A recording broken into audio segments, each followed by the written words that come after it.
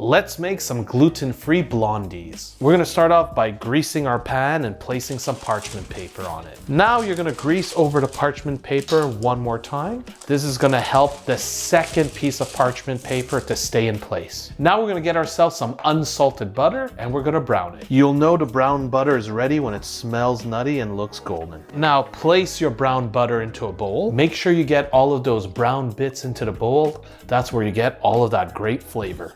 Now let the brown butter cool down for about 8 to 10 minutes. Incorporate the sugar into the brown butter. Whisk it all together. Incorporate 1 egg and 1 egg yolk.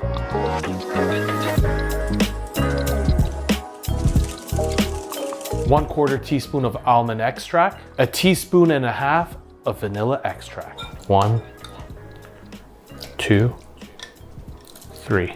Mix until everything's nice and smooth. Let's incorporate the dry ingredients in a separate bowl. Gluten-free flour, almond flour, baking powder, and salt. Whisk it all together. Incorporate your dry ingredients into the wet ingredients. Fold it gently. Make sure you don't overmix it. Incorporate your chocolate chips. Don't overwork it.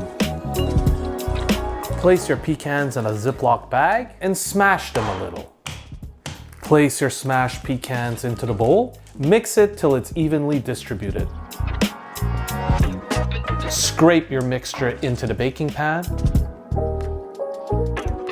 Smoothen out your mixture evenly across the pan. Add a few nuts on top, and why not a few more chocolate chips for good measure. Bake for about 22 to 26 minutes until the edges are set and golden. Place the brownie pan on a cooling rack and let it rest for about 20 to 25 minutes. Once your blondies have cooled down, you can remove it from the parchment paper. This is how you make gluten-free blondies. If you enjoyed this recipe, please subscribe and check out these other great videos.